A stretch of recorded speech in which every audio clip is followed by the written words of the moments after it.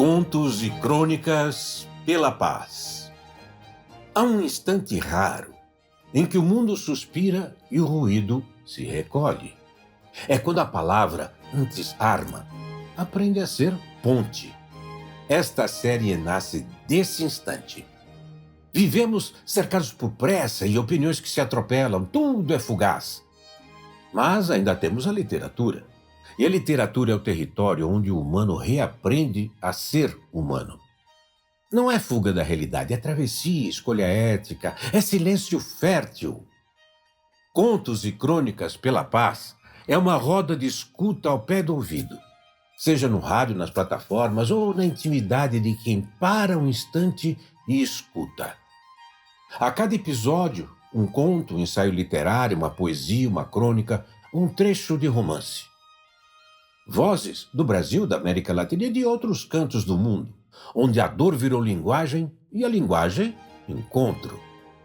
A literatura ensina que, mesmo em meio às guerras e opressões, é possível revelar a humanidade. Na solidão da leitura descobrimos comunidade. No sertão, surgem veredas. Na metrópole da multidão solitária ou na aldeia imaginada, inventamos mundos.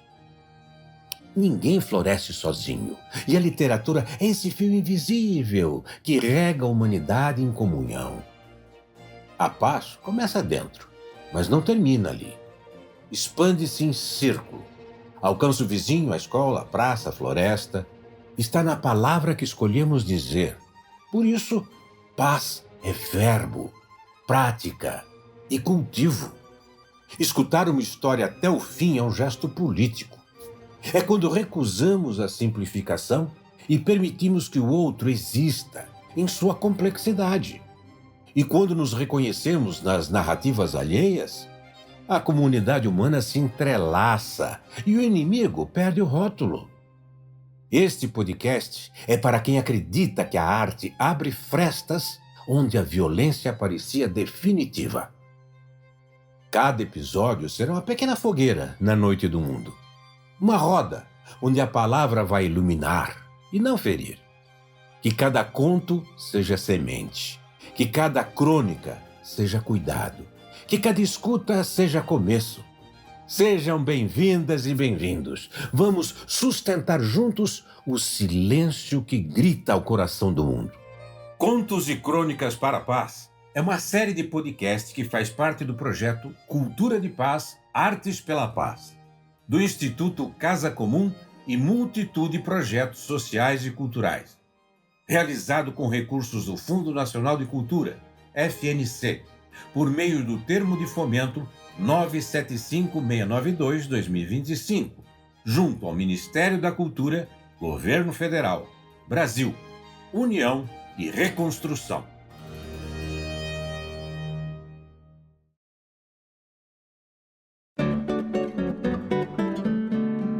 100 anos de solidão, de Gabriel Garcia Marques. A suposição de que Remédios Abela possuía poderes de morte estava naquele tempo sustentada por 4 fatos irrefutáveis. Embora alguns homens de palavra fácil se orgulhassem de dizer que valia muito bem sacrificar a vida por uma noite de amor com uma mulher tão perturbadora, a verdade é que ninguém fez o menor esforço para conseguir. Talvez não apenas para rendê-la, mas também para desfazer seus perigos. Teria sido suficiente um sentimento tão primitivo e singelo como o amor. Mas essa foi a única coisa que não ocorreu a ninguém. Úrsula não tornou a se preocupar com ela. Em outra época, quando ainda não tinha renunciado ao propósito de salvá-la para o mundo, procurou quem se interessasse pelos assuntos elementares da casa. Os homens são mais exigentes do que você acha, dizia enigmaticamente a ela. Tem muito que cozinhar, muito que varrer, muito que sofrer com mesquinharias, muito mais do que você pensa. No fundo, enganava-se a si mesma, tratando de adestrá-la para a felicidade doméstica. porque estava convencida de que, uma vez satisfeita a paixão, não haveria homem sobre a terra capaz de suportar, nem que fosse por um dia, uma negligência que estava além de qualquer compreensão. O nascimento do último José Arcádia e a sua inquebrantável vontade de educá-lo para Papa terminaram fazendo com que desistisse de suas preocupações com a bisneta. Largou-a à própria sorte, confiando que cedo ou tarde ocorreria um milagre e que nesse mundo, onde havia de tudo, haveria também um homem com pachorra suficiente para aguentar. Já que, desde muito antes, Amaranta havia renunciado a qualquer tentativa de transformá-la em uma mulher útil. Desde as tardes esquecidas do quarto de costura, quando a sobrinha mal se interessava em fazer a manivela da máquina de costura dar voltas, tinha chegado à conclusão simples de que era retardada. "Vamos ter de rifar você", dizia ela, perplexa diante da sua impermeabilidade à palavra dos homens. Mais tarde, quando Úrsula se empenhou para que Remédios, a bela, fosse à missa com a cara coberta por uma mantilha de renda, Amaranta achou que aquele recurso misterioso acabaria sendo tão provocador que logo haveria um homem intrigado o suficiente para buscar com paciência o ponto débil do seu coração. Mas quando viu a forma insensata com que desprezou um pretendente que por muitos motivos era mais cobiçável que um príncipe, renunciou a qualquer esperança. Fernanda nem mesmo tentou compreendê-la. Quando viu Remédios, a bela, vestida de rainha no carnaval sangrento, achou que era uma criatura extraordinária.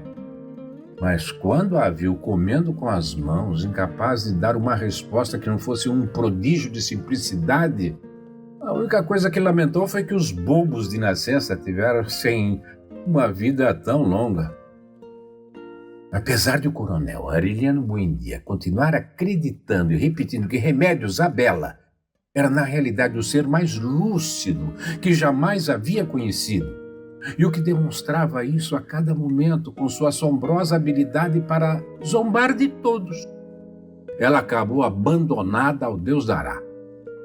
Remédios, a bela, ficou vagando pelo deserto da solidão, sem cruzes nas costas, amadurecendo em seus sonos sem pesadelos, em seus banhos intermináveis, em suas comidas sem horários, em seus profundos e prolongados silêncios sem memória, até a tarde de março, em que Fernanda quis dobrar no jardim uns lençóis de linha e pediu ajuda às mulheres da casa.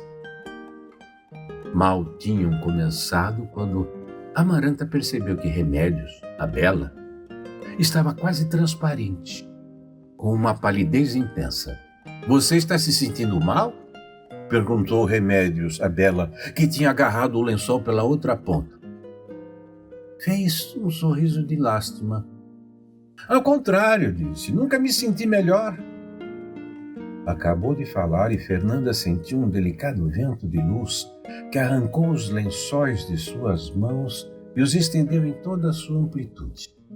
Amaranta sentiu um tremor misterioso nas rendas de suas anáguas e tratou de se agarrar no lençol para não cair, no mesmo instante em que Remédios, a bela, começava a se elevar.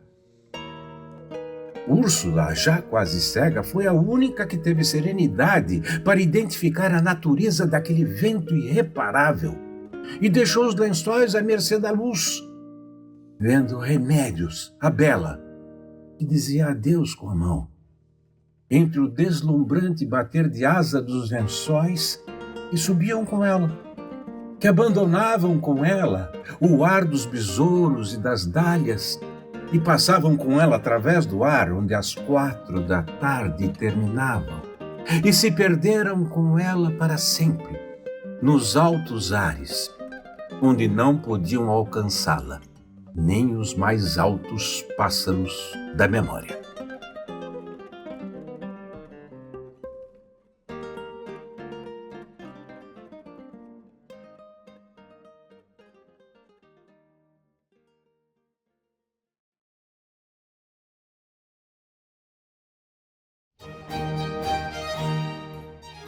Há um instante raro em que o mundo suspira e o ruído se recolhe.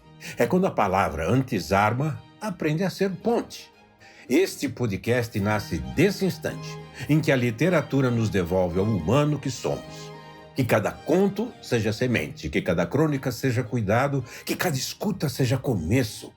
Contos e Crônicas para a Paz é uma série de podcasts que faz parte do projeto Cultura de Paz, Artes pela Paz, do Instituto Casa Comum e multitud de projetos sociais e culturais. Realizado com recursos do Fundo Nacional de Cultura, FNC, por meio do Termo de Fomento 975692-2025, junto ao Ministério da Cultura, Governo Federal, Brasil, União e Reconstrução.